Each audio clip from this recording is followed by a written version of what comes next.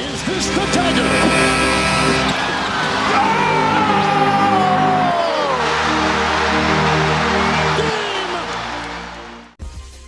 G'day guys, JB here coming at you with another weekly review, this time for week 13 of the 23-24 NBA season. And to summarise the week that has been, it has been one of the most extraordinary offensive weeks in the history of the league. It's probably going to go down and be remembered as one of the most extraordinary offensive weeks in the history of the game. So much to the point that 5 times in league history has a player scored 62 points or more on a day and not been the top scorer. 2 of them happened during this week.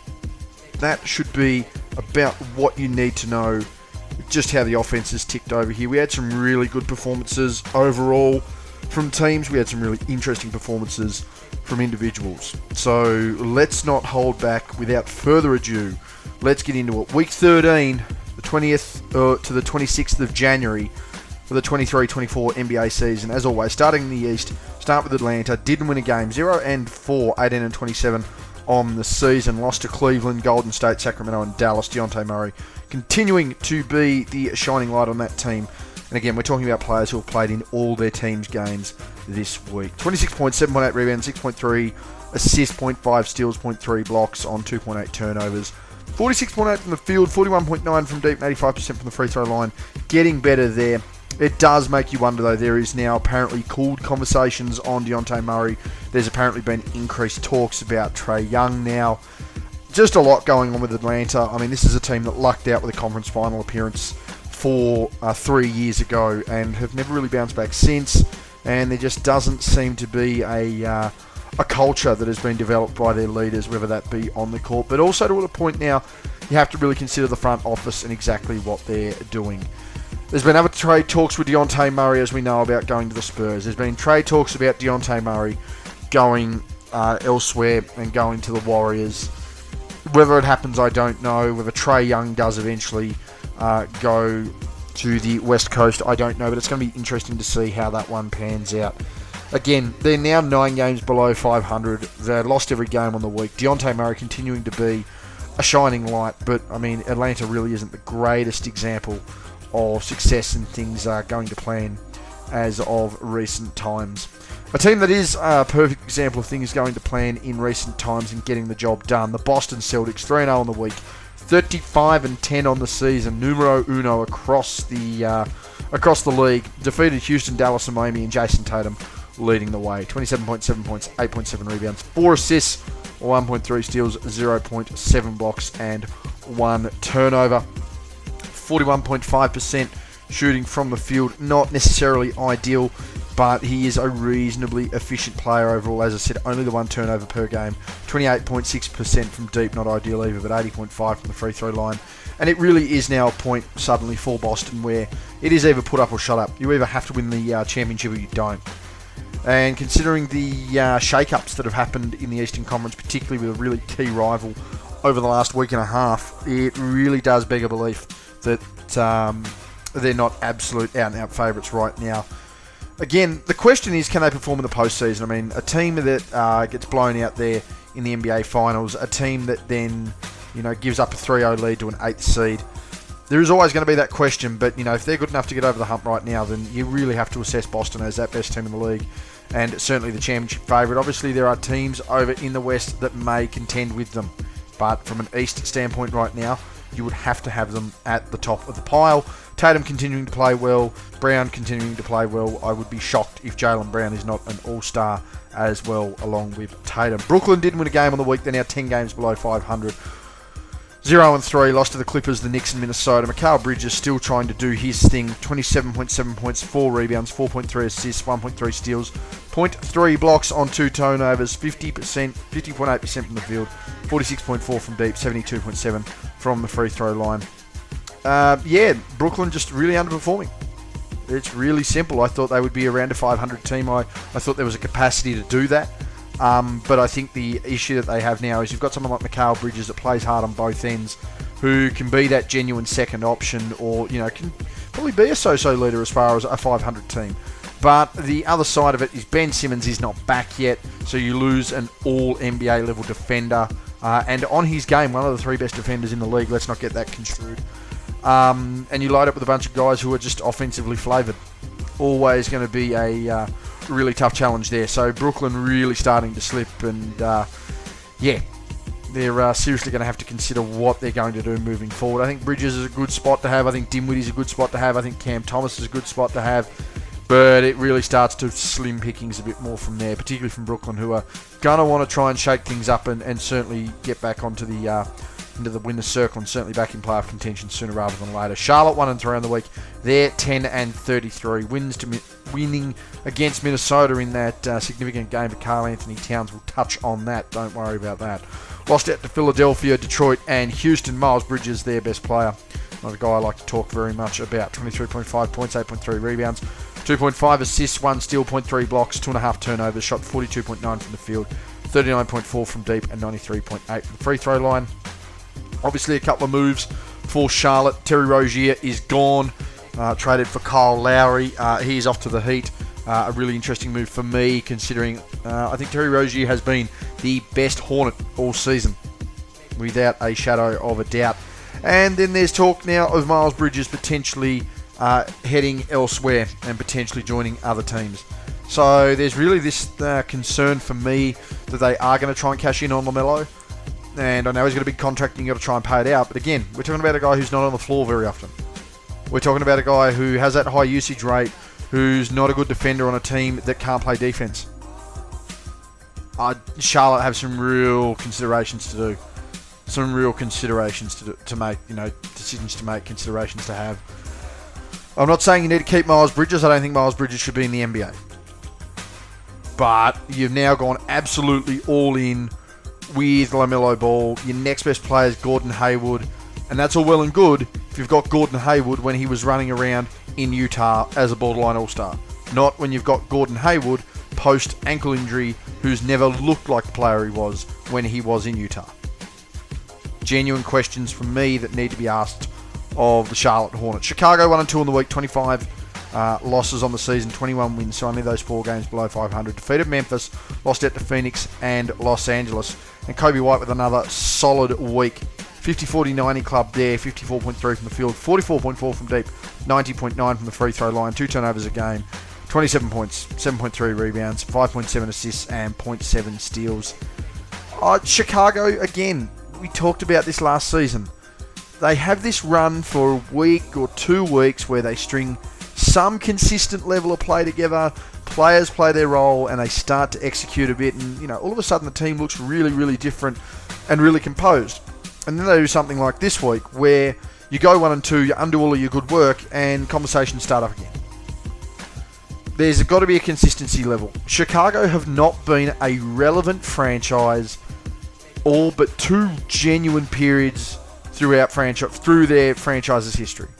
The Jordan period and the brief period with Derrick Rose from 2009 to 2015, where they fumbled the ball with Jimmy Butler. And they've somehow got 2 and a bit seasons out of a DeMar DeRozan, Zach LaVine team. And now when you look at it, Vucevic, DeRozan, Kobe White probably now needs to be the man. Caruso, genuine good backup guard. You need to move on from that LaVine era where he was just racking up scoring records that everyone didn't have except some guy who wore 23 previously. Heard he played okay. There's just something Chicago need to do. I don't quite know what it is. There's just something they need to do. I can't quite put my finger on it. Interesting to see what comes of that one there. Cleveland 3-1. This is a team that's starting to get noticed, as they should. 27-16 on the year. They defeated Atlanta, Orlando, and Milwaukee. Split with Milwaukee, had the 1 loss there as well. Jarrett Allen, a nice, consistent double-double, particularly for the last 3 weeks. Close to a month, actually. 18.3 points, 12 rebounds, 3 assists, 1 steal, 1.8 blocks over the last week. 56.4 from the field, 73.3 from the free throw line, less than 3 turnovers. And this is where there's no accountability for the media or anyone who has some sort of deemed significant opinion on the game. Cleveland essentially have won 9 of their last 10, 10 of their last 11. something in that ballpark. They've done it without Evan Mobley. They've done it without Darius Garland. Essentially, their second and third best players. One guy who was a perennial Defensive Player of the Year candidate, the other who was a borderline All-Star last year. Talks of getting rid of Donovan Mitchell because God knows why you'd get rid of the absolute number one option. Talks of the ineffectiveness of Jared Allen, a former All-Star. And then they go on a run like this. Donovan Mitchell, for me, has shot himself right back up into contention as one of the best two guards in the league. For me, he's been the second best guard in the East all season. A guy who's had a big enough run that don't be shocked when I release a video later this week talking about the current status of the MVP. And there's not an apology. There's not a we were wrong. There was a we spoke early. It's something that's terribly wrong with sports culture. It's generally wrong with news culture right now. In the here, in the now, in the moment, yep, that's accurate, that's factual. There's a reason I don't comment on rookies. There's a reason I don't really pay attention overall to what a guy's going to look like until pretty much through his fourth year. Or at least through his fourth year. Generally the end of his fourth year. You've got to let things play out. And I know people are commentators. But we're, a season and a half now, realistically, through Donovan Mitchell in Cleveland. And he's going to produce their two best seasons, not by LeBron James, in the last quarter century, as the leader. I think there's just got to be a little bit more respect on Donovan Mitchell and the impact he's having here for Cleveland. Detroit got another win on the board, defeated Charlotte, lost to Milwaukee twice. Charlotte can't play defense. Milwaukee's one of the two best teams in the East. Bojan Bogdanovic just continuing to be the 3-and-D guy that he's consistently been for most of his career. Crucial in Indiana in 2017 and 18. Crucial with Utah through their run, particularly when Joe Ingles was injured. Goes to Detroit, gets that freedom. He's not a number one guy. There's no doubt he's not a number one guy. But my goodness, is he a crucial piece to a contending team. 22.7 points, 2 rebounds, 2.3 assists, 0.3 blocks on a turnover. 46% from the field. 47.6 from deep, 75% from the free throw line. Detroit have won 5 games. I still think they may be the very worst team to ever play in the NBA. They're still on pace. They might pick up a couple of games here or there, particularly when you're going to see teams that they definitely aren't going to make the playoffs. So, what is it to lose to Detroit? But Bojan Bogdanovic is down there to try and do a bit of mentorship. And that's one thing, as dumb as this sounds, that's one thing I'll give Detroit. They've got a couple of veterans in there compared to San Antonio to try and harness some of these young guys. I would love to see Bojan Bogdanovic as a Spur. That would change the outlook of their team completely. Now, it's not going to happen, but it's just an example. Again, Detroit 1-2, defeated Charlotte, who can't play defense, lost twice to the second best team in the East. Pretty simple stuff. Indiana 2-2 in the week, 26-20. So they've come back to the pack a little bit here. And there's been some patchy work there with Halliburton. But, a 500 week. Split the series with Phoenix, 1-1 there. Defeated Philadelphia, lost to Denver. Pascal Siakam starting to fit back in with his new team. 22 points, 8.5 rebounds, 6.3 assists, 0.5 steals a game. 2 turnovers on the board, but efficient when you look at it. 55.4 from the field, 50% from deep, making 7 out of every 10 from the stripe. Starting to wind his way in. This is a 2-time All-Star. This is an All-NBA caliber player. This is a one of 3 key options on a championship team player. Pascal Siakam isn't just some guy who's all of a sudden going to take a step. Siakam, to me, was still probably the best player in Toronto this year. I think he's a borderline All-Star this year. But people are too focused on the stars and the jewels and who's the best player at the top and who's the best player in a big market. Or, geez, this guy's dominating in a really poor side, therefore he's not. 30 teams in the league. It's not hard to look around, see who's competing in wins, see who's consistently producing for the team. And that's exactly what Siakam did, and now he's back in here trying to find his feet with Indiana. They go from a losing week to a 500 week. I'd expect him above 500 next week. Halliburton's still working his way back into the side. They're not going to rush Tyrese Halliburton with any injuries. You're looking at one of the potential All-NBA first team point guard. I don't have him as the first team point guard, but he's a genuine All-NBA player. Siakam, genuine All-NBA player. You've now got 2 genuine capable All-Stars on your team. Indiana aren't going to rush things.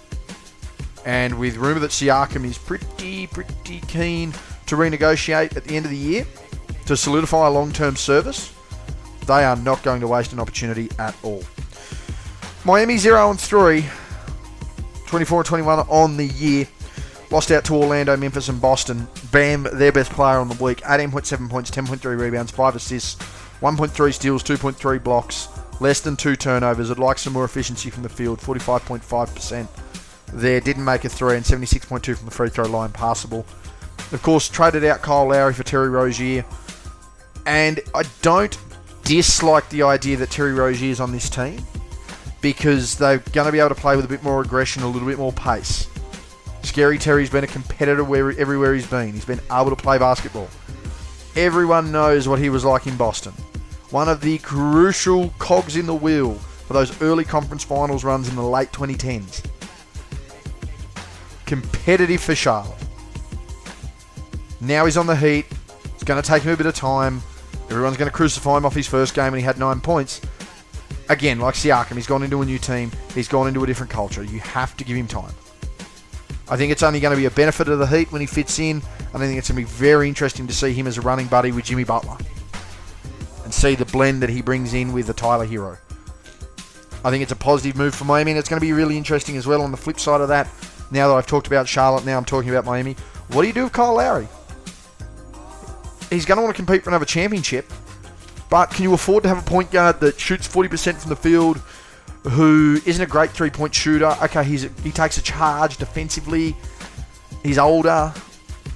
You know, can you afford to move him? And I'll use Denver as an example. You move Kyle Lowry to Denver. Is he as valuable as Reggie Jackson?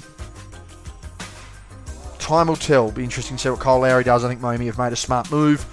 I think they're a better team for it. Milwaukee 3-1 on the week, defeated the Pistons twice, split their series with Cleveland. That could be a very interesting second-round matchup, particularly when everyone is healthy.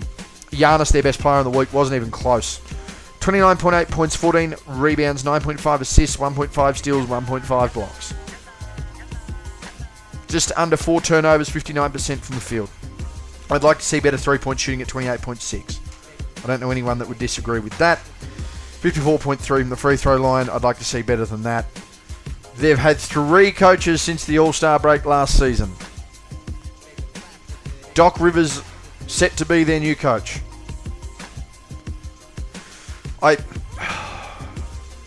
They were the number 1 seed in the East last year. The year before, out in the second round. The year before that, they won an NBA title. And I know people saw the limitations of Coach Bud. I have no issue that people saw the limitations with Coach Bud. But don't bring in a guy like Damian Lillard, who's been the man on his own team for a decade, consistently compared with Steph Curry, Kyrie Irving, over a decade for best point guard in the league. Put him as a second option to one of the 25 greatest players of all time. And then all of a sudden go, yep, it'll work. Because they're 2 types of players. Lillard can go isolations, but far better catch and shoot. Giannis is ball in hand. They're 31-14. They still sit as one of the 5 best teams in the league, let alone second best team in the conference. I just think you've got to have a lot more time in these things. A lot more time. Now the pressure's going to be on. The pressure's on Milwaukee because now they have to perform with a new coach. The pressure's on Doc Rivers to do something with probably prime for prime, the best team he's going to have ever. The pressure's on Lillard because you've all of a sudden come in and now that's 2 coaches gone since you've come to the team. As people forget, his former head coach was an assistant, Terry Stotts. But no one's bringing that up. There's the Giannis factor, sure, because nothing's going to run through Milwaukee right now without Giannis approval. I don't know anyone who's debating that. But there's got to be a level of it to Lillard too. You don't just run anything without that.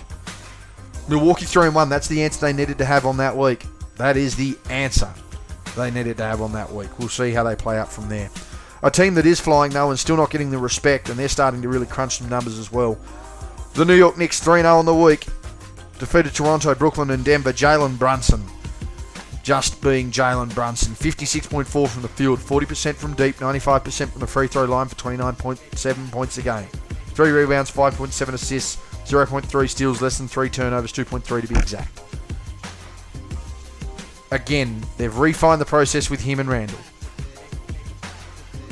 OG Anunoby having a nice season as well. And my main gripe right now is the theory that he's been snubbed as one of the starting guards in the East. I'm going to be really controversial here. I don't think he's had a better year than Donovan Mitchell. It's not by much. But I'm not going to... I don't disagree if you have Brunson as a better player on the season. But I don't think he's been as important or as impactful as Donovan Mitchell. Now, if you want to weigh in the market situation, sure. You want to weigh in the team trades, sure. But Jalen Brunson isn't being talked about being traded because the team had a bad start and 2 guys got injured. In any event, for everyone whinging about that, please let me know who you voted for and why.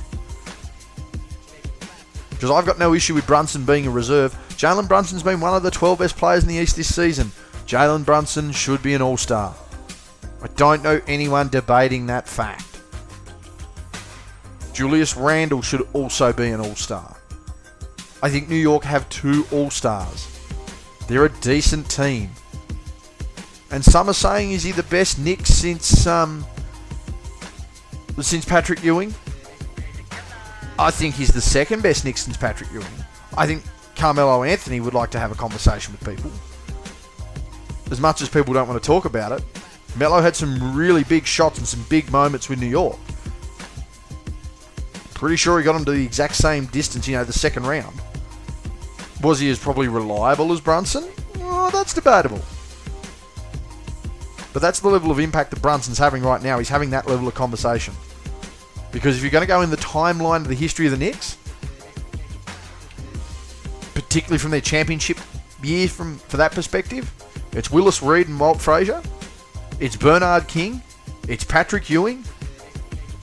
It's Carmelo Anthony. Now it's Jalen Brunson. That's the lineage. That's the lineage right now. So that's the kind of reputation he's building up. New York 3-0. They're starting to make some moves. Very interesting time right now. Orlando, they've come back to the pack. 1-2 in the week. They're barely above 500 now. 23-21. Defeated Miami. Lost to Cleveland and Memphis. And their best player once again, Paolo Banchero. 21.7 points. 6 rebounds. 4.7 assists. 0.7 steals.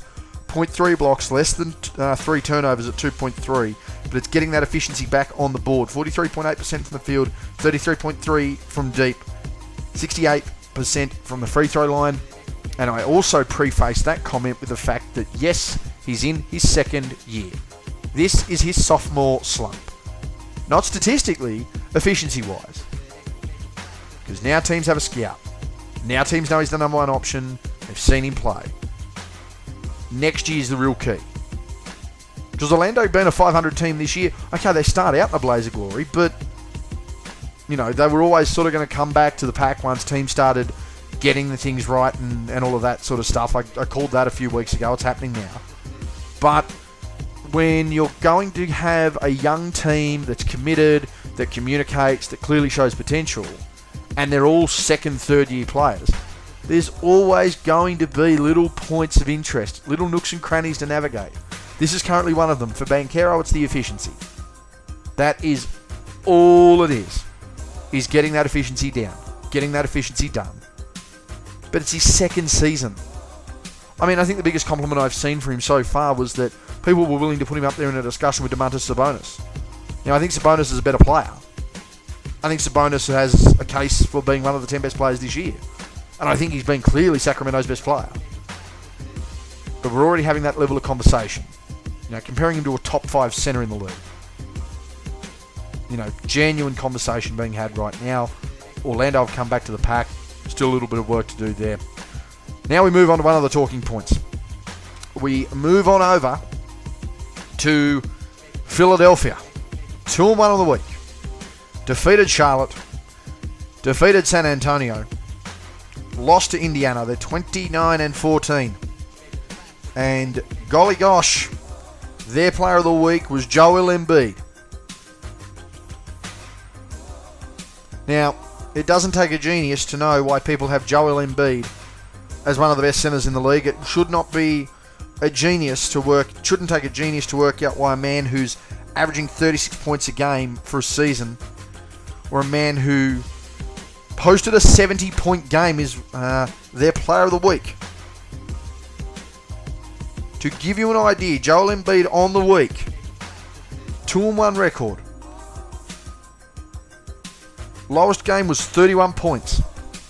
That was in the loss to Indiana. And the win against Charlotte had 33 points. And again, repeating that if you've missed it. And you'd have to be living under a rock if you have in fact missed that there. 70 points against San Antonio. Let me repeat that again.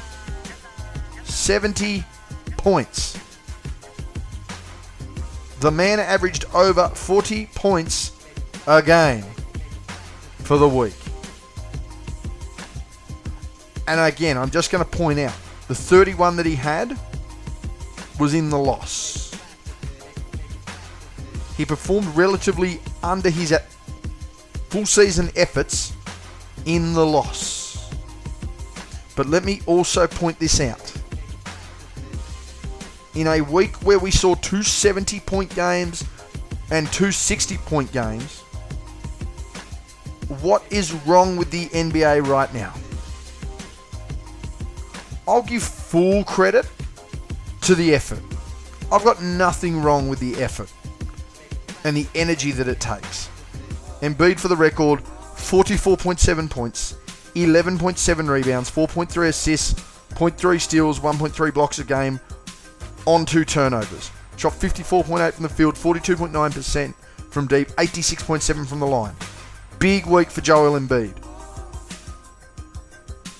But there's something wrong with the NBA when a guy drops 70 and another guy drops 70 all in the same week. For more perspective for Embiid there, it was the third time a centre had ever scored 70.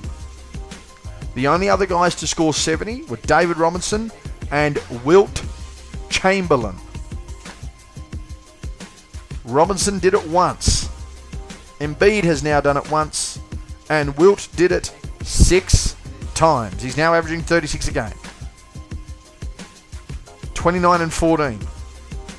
Is that the game that wins in the MVP in the eyes of the media? It is yet to be determined, but you would have to suggest he'll go close now off that effort. But what is going on in the NBA? When a man is averaging 36 a game and scoring 70. Now, mind you, that was also against Victor Wembanyama. Talk about a welcome to the NBA moment. You hear about it on the Knuckleheads, first person to bust your ass. You've heard it on Open Court. Welcome to the NBA moment. Victor Wembanyama. I had 70 put on me by Joel Embiid. Massive week. Don't get me wrong. But let's have some perspective here. Let's just have some perspective here. Again, 44 points on the week per game. Now averaging 36. And at the time that he scored that 70, just as another tidbit, had been averaging 40 since the 1st of December. One of the most unprecedented runs scoring-wise for any player since Kobe Bryant. Not a bad name to feature with. Not a bad name to feature with at all. Toronto, into a much more negative light for them. Didn't win a game, 0-3. Lost to New York, lost to Memphis, lost to the Clippers. RJ Barrett, their best player. 23.7 points, 7.7 rebounds, 3 assists, 0.7 steals, 0.3 blocks, less than 2 turnovers, 55.8 from the field's not bad. Certainly to be desired everywhere else. 14.3 from deep and 52.2 from the free throw line, which was not necessarily ideal for him. Toronto, again, going to be interesting to see how they pan out now and look to build around Scotty Barnes. That'll be an adjustment in itself as well, because all of a sudden your number one option changes. Your second and third options who you brought in to pinch hit, they're going to start lifting as well. I don't think it's a wasted season for Toronto, but it's also going to be one of those things where, yeah, look, you're probably going to need to work on a few things. You're going to have to reinvent the wheel, so to speak. Finally, over to Washington, 0-4. They're 7-37 on this. They're now only 2 games back from Detroit. I'll just let that sit there. They're 2 games back from Detroit. Well, Detroit's 2 games back from there. You get my drift. Lost to the Spurs, lost to the Nuggets, lost to Minnesota, and lost to Utah. Kyle Kuzma, their best player, and there's still trade talks about him going elsewhere as well. 17.8 points, 9.5 rebounds, 6.5 assists, 0.3 steals, 0.8 blocks, 3.8 turnovers, 46.8 from the field, 25% from deep, 87.5 from the free throw line.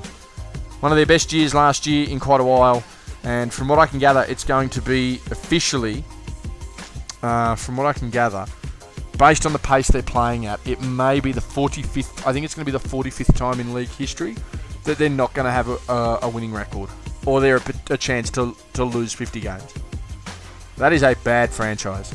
They've got a lot of work to do. Kyle Kuzma potentially being traded. Moving over to my East Player of the Week, and many people are going to argue the point here. At the end of the day, you've got to win games. They went 3-1. Player of the Week, Giannis Antetokounmpo of the Milwaukee Bucks, 29.8 points, 14 rebounds, 9.5 assists, 1.5 steals, 1.5 blocks, 3.8 turnovers. Answered a lot of critics, considering all the hoopla surrounding the selection of their coach. Giannis still coming out bold. Tried to get things done. Not much more that can really be said there. He's dominant, and I think he's been one of the 2 best players in the East this year. The guy who I think's been the best player in the East plays Philadelphia. He just averaged 44 in the week and had a 70-piece. A 70-piece. I think Giannis is back to All-NBA team, and from what I can gather, particularly, quick little side note there on Giannis with the announcement of the All-Star Fives. Giannis, the only forward in the entire league that was unanimously voted into the All-Star game by players, by coaches, and by fans. And maybe it was the media vote, my apologies. But he was the only person in the 3 categories where they rank everything. He was unanimous. One of 2 players. The only other one was Halliburton. The only other was Halliburton. So, a massive, massive week for Giannis once again. The Bucks still the 2nd best team in the East, even after sacking their coach. Still doing a lot of work there. Over to the West, and we'll go to Dallas, and we'll talk about another guy who had a 70-piece. My goodness. 1-2 on the week. 25-20 on the year. Defeated Atlanta. Lost to Boston and Phoenix. And their best player was Luka Doncic, who scored 73 points. He scored 73 points. Tied for the 4th most points in the history of the NBA, behind Wilt's 100, behind Kobe's 81, and Wilt's 78-point game. Luka on the week, 46.7 points. They went 1-2 on the week, might I point out. Luka, 46.7 points, 12 rebounds, 9.7 assists, 1.3 steals, 0.7 blocks, 4 turnovers. 55.2 from the field. Improving scoring from deep. I can't fault the improvement in his 3-point shot at 43.8%, 76.9 from the free throw line. They still went 1-2, and Luka averaged 46 points a game. This is why the other side of the ball matters. Now that I've touched on both 70-point games, I want to alert you to the fact that, again, it's tied for the 4th highest scoring game in the history of the NBA. At times he seemed to be walking around the floor to score. Literally walking to score. This came the game after someone told him to get on the treadmill because he'd put weight on. Not a bad way to answer a critic. A couple other tidbits with Luka's 73-piece.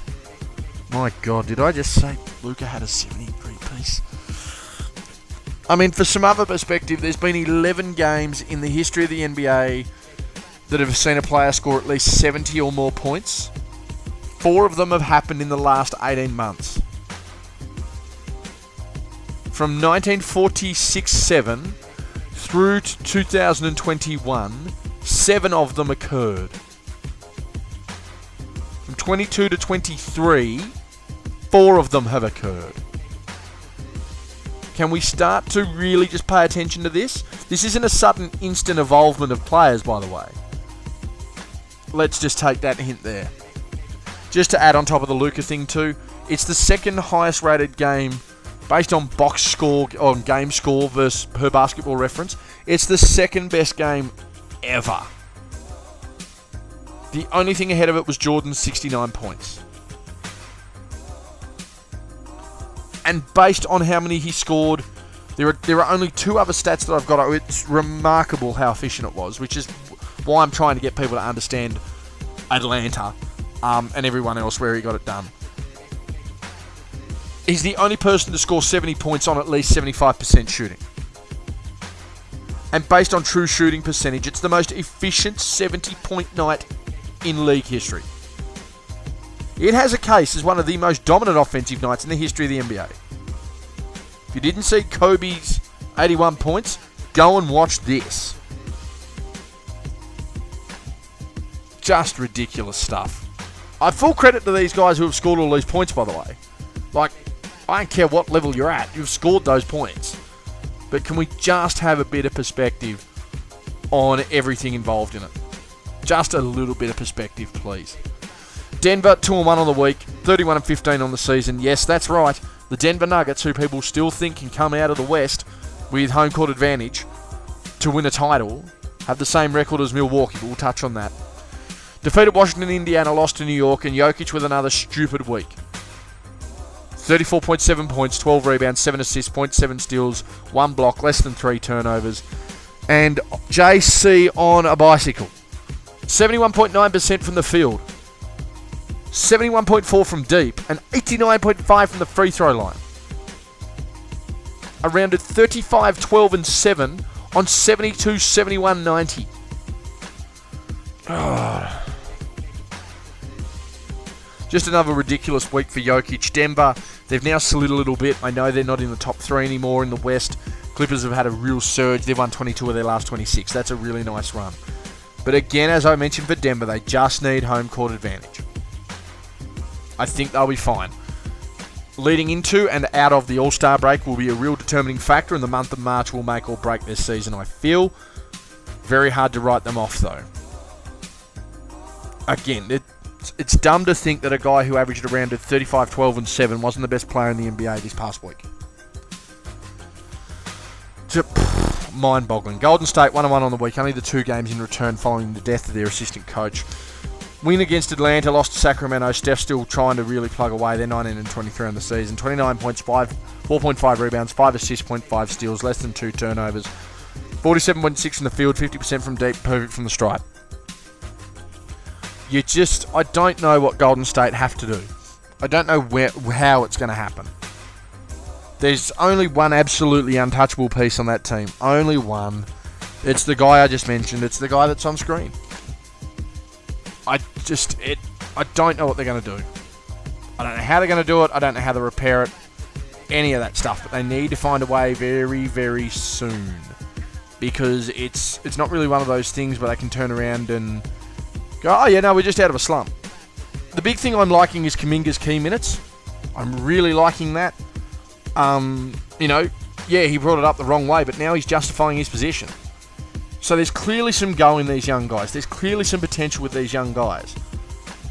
And you're sitting there with Steph Curry wasting away the final years of his genuine elite level production. I still think Steph's been a top 5 guard in the league this season. Albeit, even with factoring in all of this here with Golden State, I still think that he's been one of the 5 best guards in the league. I think he's still been one of the 10 best players in the league. So what's that saying about his production? But Golden State are a really interesting case. They're going to have to try and bounce back at some point. For those that are now listening the recording on what will probably be Monday morning Australian Eastern Daylight Time, I am aware of what happened. We'll touch on that game next week in that review. So they're realistically 5 games below 500. They've got a lot of work to do. Is there anything you can really salvage of the trade table or the free agent table right now? Golden State in a real pickle there. Houston trying to pick back up. 2-2 on the week, 21-23 on the season. Şengün, their best player on the week, 25.5 points, 10.5 rebounds, 7.8 assists, less than 3 turnovers, 60.3% from the field, 40% from deep, 75% from the line, Defeated Utah and Charlotte, lost out to Boston and Portland. Another team that, could you get Kyle Lowry to go to Houston? Maybe that's the other veteran they need. Do you bring in that veteran to back up Fred VanVleet? You know, they were a nice little combination in Toronto, albeit 5 years ago. But bit of chemistry, championship experience, veteran experience. You can see him next to Jalen Green as well. He started as a Rocket. He could finish as a Rocket. Interesting times there in Houston. 2 games below 500, they still have a chance to bounce back. I'm not going to write them off at any point right now. But if they're going to be getting 5-6 games below 500, they've really got to think about it. 2 weeks out from the All-Star break, essentially, they've got to think about it. They've got to look at some consistency there. Speaking of consistency, as I mentioned, they've won 22 of their last 26. They went 3-0 on the week. The Los Angeles Clippers, 29-14 on the season, defeated Brooklyn, the Lakers, and the Raptors. And I never thought I was going to say this on this team. James Harden was their player of the week. 23 points, 5.7 rebounds, 11 assists, 1.3 steals and a block, less than 2 turnovers, and nearly 50-40-90 splits. If that doesn't tell you how well the Clippers are playing right now, I don't know what does. The guy who had a chance to be the All-NBA first-team point guard last year has gone and posted around a 23, 6, and 11. Less than 2 turnovers and almost 50-40-90 splits. Westbrook playing well. Kawhi Leonard still Kawhi Leonard. Paul George still being Paul George. They're now 3rd in the West. They're 15 games above 500. What are the chances? What are the real chances of this Clippers team now? I still think they're in that 2nd tier, 3rd tier bracket of championship teams. I think they still sit with Philadelphia. I still think they sit with the Kings. Maybe even more Phoenix now. It depends. That sort of level. But they've won 22 of the last 26. You've got 2 of the most statistically inclined players their era. You've got 2 of the best two-way players their era. You've gelled. You're winning games. Who knows? Could they sneak their way towards the top of the West? It's competitive. With OKC and with Minnesota right now, it is competitive. But do they have that mix? Do they have that savvy? Could they do it? We'll see. As I said, James Harden, their best player. The Clippers are starting to find their niche. For the Lakers, 2-1 on the week, back to 500. Defeated Portland and the Bulls, lost out to the Clippers. D'Angelo Russell with a massive week. Seems every time trade talks come up with this guy's name, he just plays better. 30 points, 2 rebounds, 7.3 assists, 0.3 steals, 1.3 blocks, 2.3 turnovers, 55% from the field and more than 50% from deep, 75% from the free throw line. Lakers at 500. Keeps them in the play-in. The hard thing is, when you look at some of these teams we're talking about, though, and we'll talk about, they don't have the consistency of the chemistry right now. I mean, just going through, there's, just to talk about yet alone, there's 1, 2, 3, 4, 5 other teams that I can seriously sit there and go, yeah, I'd probably be thinking about them before I think about the Lakers. 6, 7, 8 teams maybe. So they're still really, realistically right now fighting for that last play-in tournament spot. But if things just start to happen and start to click, we know what Anthony Davis can do. We know who LeBron James is. They could try and salvage something. But there's also back on the other side of things where everything's been talked about as a trade target. Dejounte Murray, Trae Young, Zach LaVine. You know, these are guys that are freely being bounded about as players that could end up on this roster. And yes, I'm also aware, as I talked about with Golden State before, that there was a game at the time of recording. We'll get to that next week.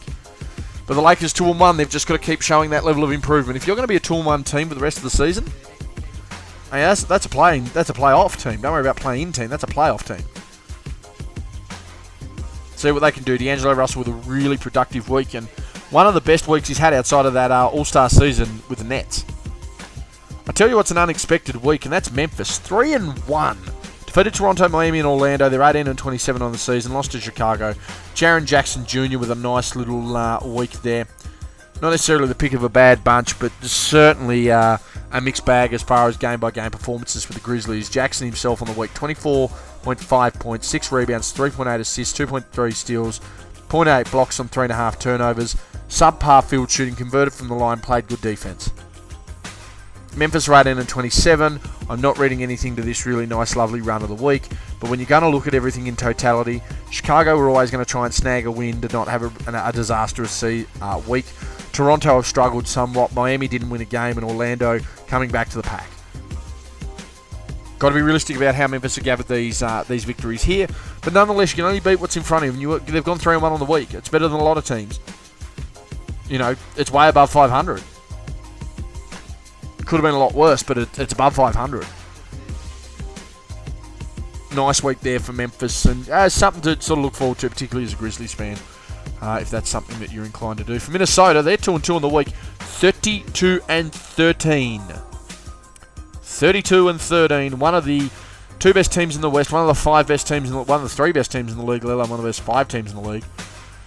And here's another guy who had a really big week. Not that you could tell. Averages certainly bump out that he had an okay week. 33.8 points, 8.8 rebounds, 2.5 assists, 57.1 from the field, 46.9 from deep, over 80% from the free throw line. Not a fan of only half a block a game, and certainly not a fan of 4.3 turnovers. But Karl-Anthony Towns set the franchise record for points with 62.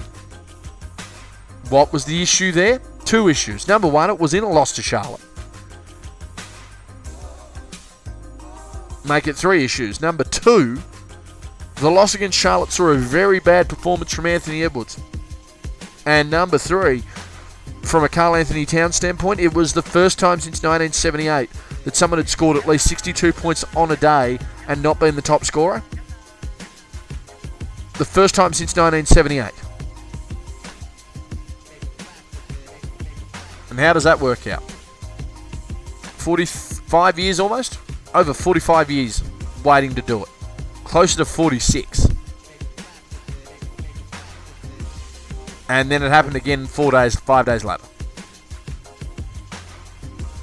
So Towns with 33.8 points, 8.8 rebounds, 2.5 assists, 0.5 blocks a game, more than 4 turnovers, but 57.1 from the field, 46.9 from deep, 82.8 free throws. I think he was the first player ever with 10 twos, 10 threes, and 10 free throws made in the game.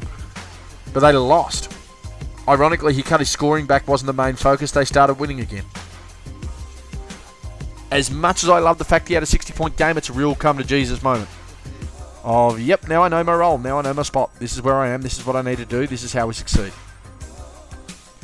Karl-Anthony Towns now the all-time leader for a single game in points for the Minnesota Timberwolves. So New Orleans only played the 2 games, went 1-1, defeated Utah, lost to Oklahoma City. Utah back at 500 now. Oklahoma City continuing to be one of the 2 best teams in the West, one of the 3 best teams in the league. CJ McCollum with a really nice week. I think he's the first time in nearly 3-4 weeks that a player for New Orleans has averaged double digits as their best player for the week. 22.5 points, 5.5 rebounds, 2.5 assists, 3 turnovers, nearly 47% as a guard, 46.9 to be specific, over 50% from deep and 80% from the free throw line. New Orleans, 7 games above 500. Genuine playoff team. At the moment, more so a playing team, but certainly a playoff level team. A team that did it a couple of years ago. And a team that's not resting on its laurels. Yes, I understand that CJ McCollum is still taking too many shots. That is not a hill that I'm willing to die on, though, when the team starts playing well. If they're dropping and they're falling, that's fine, but when you've got a guy like McCollum who can be so inconsistent, it's not wise that he overall on the season is the guy who takes the most shots at the hoop. Anyone who believes that's an idiot, and I mean an idiot, I'm not going to soften it, an idiot. But he had a really nice week. You've still got Ingram, you've still got Zion, you've still got everyone else on the team. Slowly getting things done. As I said, I just have this feeling they're going to continue to be a playoff team. There will only be 1 or 2 teams that I think will cause real drama. You know, if your Phoenix is starting to pick up, if your Sacramento's really starting to pick up, if the Lakers start to pick up, you know, there are teams that will do it and will cause some issues, but they're playing some good basketball right now. 7 games above 500. Can't whinge about that. Moving on over. The best team in the West. 4-0 on the week. 32-13 on the season. They've got the tiebreaker, and that's the Oklahoma City Thunder. Defeated Minnesota, defeated Portland, defeated the Spurs, and defeated New Orleans. And no doubt about it, for me, the most valuable player in the league having another big week. SGA, Shai Gilgeous-Alexander, 32.3 points, 4.5 rebounds, 7.8 assists, 2.8 steals, 0.5 blocks, over 3 turnovers, but 47.6 from the field, 40% from deep, 88.2 from the free throw line. Still no respect on his name. Going to struggle to get respect on his name, but he's still trying to get the job done, and I do have to rate that. And I think it's been clear cut. To give people an idea, I had Shai Gilgeous-Alexander down for 29 wins on the season last year. He's already there. They've won 32 games. I've got him down for 29 as the best player. No one else in the league is going to be there. He'll be the first player to crack 30. And I've got him about 5 games ahead of Joel Embiid, who I have second. Dumb levels of play. But it doesn't suit the narrative that Embiid is now outplaying his campaign of last year. And I meant campaign specifically. We all know why he won the award. If Shai Gilgeous-Alexander was playing in Los Angeles right now, Shai Gilgeous-Alexander is the MVP by a street. Keep that in mind when you're paying attention to everything else around the league. A guy who really wants to continue to make that case around the league, and a guy for me who's cracked into the All-Star selection and was all pretty much there. Pretty much there when they closed the vote. 3 in 1 week. Devin Booker. 26-19 on the season. The same as New Orleans, but I just think they're starting to fire a bit better. They split the series with Indiana. Defeated Chicago and Dallas. Devin Booker. Another guy. The guy on the bad end of Luka's decisions. It's only fitting that Devin Booker would have a 62-point night. And Luka Doncic would go and tie himself for the most efficient, arguably the most efficient scoring night in the history of the NBA. With a 73-piece. Devin Booker had 62 and a loss to Indiana. A loss to Indiana. 37.5 points, 5.5 rebounds, 5 assists, 1.5 steals, 0.5 blocks, less than 3 turnovers, 56.8 from the field, 42.9 from deep, 81.8 from the free throw line, and he's still not getting any respect. Devin Booker's game log for the week just gone, the 20th to the 26th, was ridiculous. I'm going to get it up so people have this idea. This wasn't just a one-off Devin Booker, by the way. Devin Booker's 3 highest games ever, he's never won. Just to have a look at his all-time season-by-season best game highs. 62 points this year, didn't win. 70 points, 2017, didn't win. 59 points, 2018-19, didn't win. Just ridiculous stuff. I mean, again, going back to the game log there for Devin Booker over the last week and a bit. This man last week, the week prior, had 52 points. And he had 46 and 62 in the 1 week. Had 46, had a night off. And these are road games, might I add. 46 points on the road against Dallas. He then went and had 62 on the road against Indiana. No one's talking about Devin Booker, and I don't get why they're not talking about Devin Booker. He's clearly the most valuable player for the Phoenix Suns. I don't think he's had a better season than Kevin Durant, but I think he's far more valuable than Kevin Durant. It was his team when Chris Paul got there, and no one wanted to give him any credit. Gets to the NBA Finals. Chris Paul leaves a proverbial skid mark in his jocks, and Devin Booker's clearly the best player on the team. Devin Booker then follows that up with an All-NBA first-team season. And all of a sudden he starts doing it again. He did it last season, and everyone, for some reason, there were people that just didn't believe he was a superstar, despite the fact he'd been All-NBA first-team the year prior, and was leading Phoenix like nothing with Chris Paul being injured and being out. And now he's doing it again. This time it's just with Kevin Durant, the team. If it wasn't Shai Gilgeous-Alexander and it wasn't Anthony Edwards, This year it'd be really tough for me to not say that Devin Booker's the best shooting guard in the league. But he's clearly top 3. Clearly top 3. On any given night, you can make a genuine case he's at number 1. I mentioned it last week. It was probably a bit casual, but I'd like to reiterate it again. Right now, I can only see 2 people ahead of him in that all-time Suns team race from an elite level standpoint. One of them is Steve Nash and the other is Charles Barkley. I think there's a genuine case for Devin Booker being the 3rd greatest Phoenix Sun of all time. Starting to wind down a little bit here, just in the backside of the West. Portland 1-3 week, defeated Houston, lost to the Lakers, lost to Oklahoma City, lost to the Spurs. Anthony Simons, the young guy they've been trying to get Scoot Henderson to tag with. You've got Malcolm Brogdon. Again, this is a genuine misfit of teams, a genuine team of misfits of really good complementary guys on capable teams. But as individual solo artists trying to make it in the record business, it's not going to happen. 1-3 week, 13-32 on the season. Simons, as I said, another really good young guy. Love the way he plays. He's very fun to watch. 27.3 points, 3.3 rebounds, 5.8 assists. But it's 4 turnovers. It's not great defense. 50-40-90 splits. Yeah, I can accept that. 54 from the field, 45 from deep. Almost 92 from the line. I can't complain about that. But Anthony Simons is another example, and Jalen Brunson's the one that's currently getting, but Simons is another example too. He's not going to lead you to a title. He's not going to be a number 1 player on a contending team. That's just not happening. That's just a fact. As I said, I just think Portland right now are this real band of misfits of guys trying to fit in and get things done. Simons just happens to be the leader of that right now. And I just don't know how that's going to continue to pan out for them. I really don't. Plenty of good talent, plenty of young guys. Jeremy Grant, another guy who stepped up. Malcolm Brogdon's been crucial everywhere he's gone. Robert Williams is obviously out, but DeAndre Ayton, another guy who's been crucial in Phoenix. Was never going to develop as number 1 guy with Devin Booker there. Can't blame Devin Booker though, because it was his team. Really interesting there for Portland. 1-3 on the week. I think they're about right, but I certainly think they... I don't know how to say they're playing better than their record sits, because they are genuinely a 13-32 team.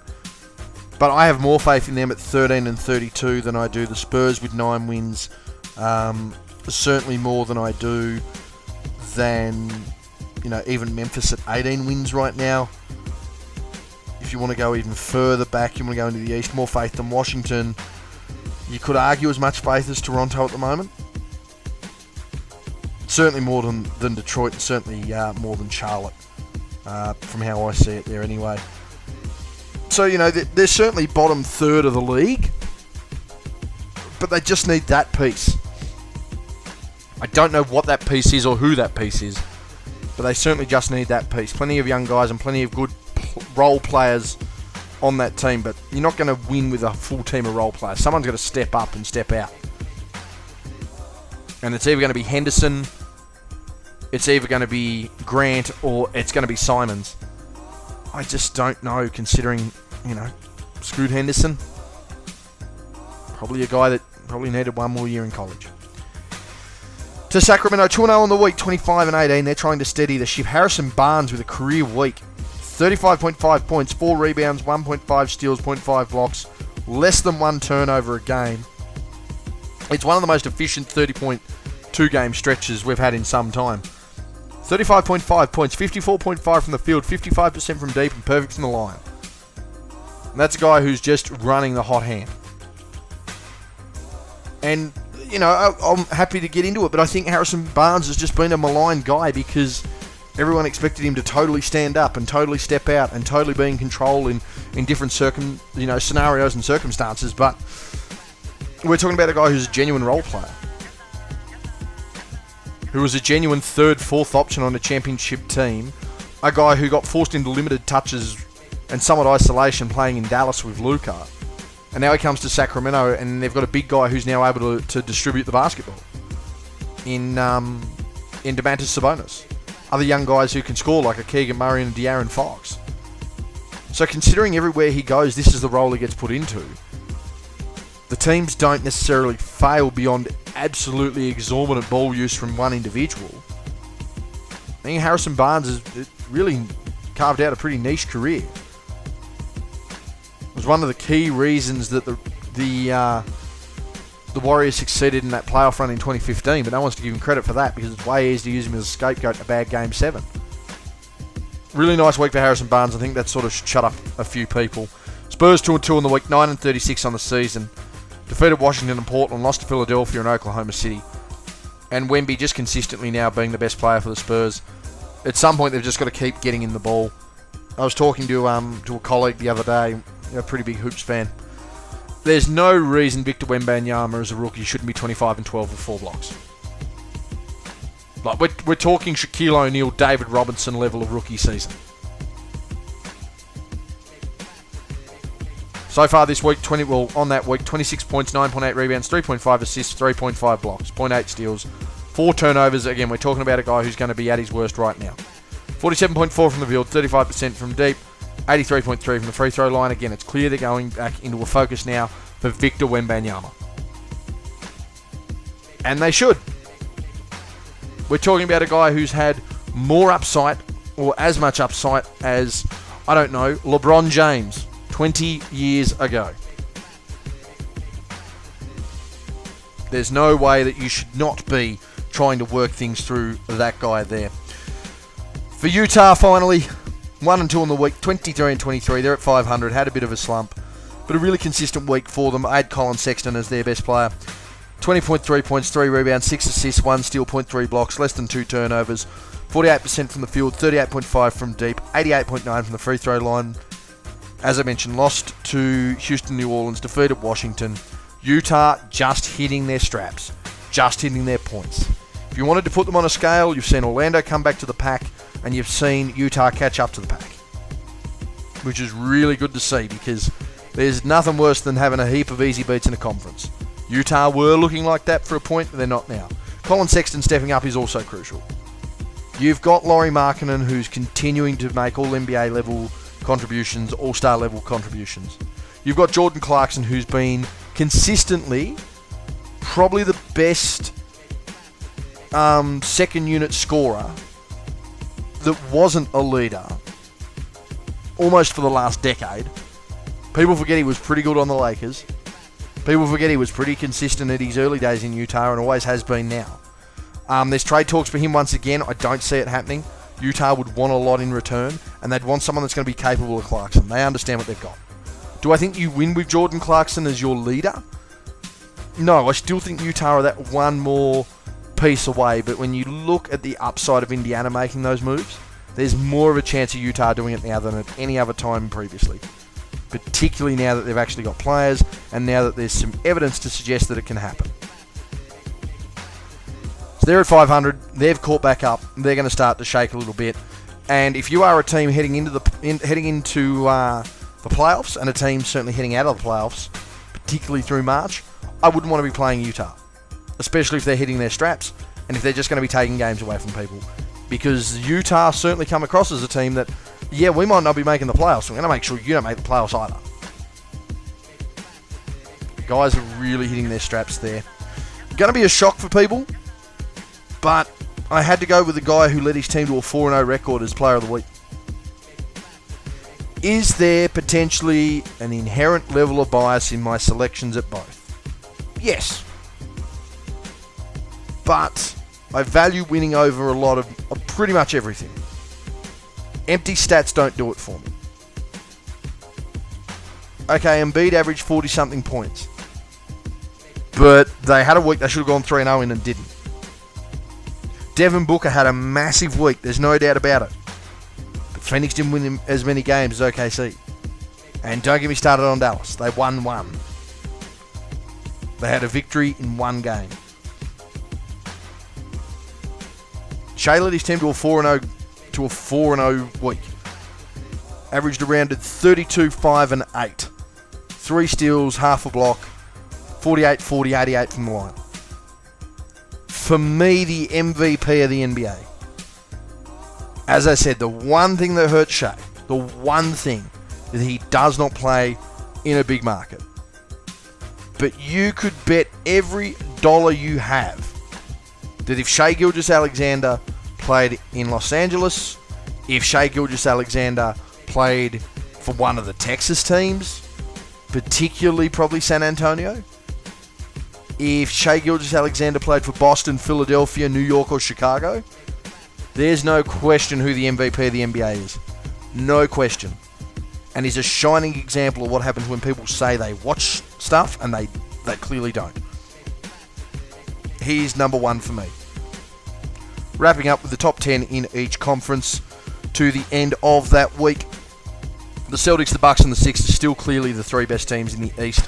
Still a pecking order that's been assembled there. I think the Celtics will stay on top. The Bucks, no reason they can't make a run. The Sixers, no reason they can't make a run. Cleveland have really cleaned up their act. They're back in the top four, just where they need to be, along with the Knicks and the Pacers. And the Heat are probably just holding on to be able to compete for that fourth option. But I certainly think it's going to be more New York and Cleveland that'll battle up for the fourth and the fifth. And that'll be another interesting first-round matchup. That'll be where Cleveland really need to pick their spots. That'll be where Donovan Mitchell needs to avenge a poor playoff series last year. The Pacers, they'll start filling things out as well. The Heat, again, Terry Rozier gets in. The team looks a little different. The Magic have come back to the pack. The Bulls are nearly at 5. They're 4 games below 500. I don't think you're going to see much more than that. Atlanta aren't anything to worry about. Beyond your top 6 there of the East, it's really, okay, genuinely numbers making up. Because right now, if everything was to go to the playoffs right now and you were genuinely going to just pick 1 through 8, the Celtics definitely beat the Magic. The Bucks definitely beat the Heat. Sixers definitely get the Pacers. It's the Cleveland Cavaliers and the New York Knicks matchup that makes it interesting. Very much like it was last year as well. And then finally in the West, the 10 best teams in the West to this point. The Thunder and the Timberwolves, they're at this point trading the number 1 seed. It is the Clippers that make it interesting though. And I did touch on it before, but we're talking about a team right now that's genuinely starting to compete for... Yeah, I know you've got me in band too, but we could be the number 1 team in the West. 22 of their last 26. Playing with 2 of the best two-way players of their generation, and 2 of the most offensively minded and certainly statistically gifted players that the league has not only seen this generation, but any generation, particularly on the perimeter. Nuggets should be fine. Like any defending champ, they'll probably slump throughout the season, pick up where they need to and get it done. The Kings, I do worry about a little bit. I wonder whether there's a level of disharmony that might cost them. Pelicans there at 6th. You know, they're certainly going to have to be worried about the Suns, and I think the Kings are going to have to be worried about the Suns as well. The Mavs, they just seem to get really good individual performances out of everyone, but no progress as a team. Lakers and Jazz are at 500. I don't see either of them having a massive impact on the postseason. Stranger things have happened, though. That's my top 10 in the West. That was my top 10 in the East. They were my players of the week. That was how I saw every team on the week, and that was my review. For week 13 of the 2023-24 NBA season, that's been me, guys. I'm out.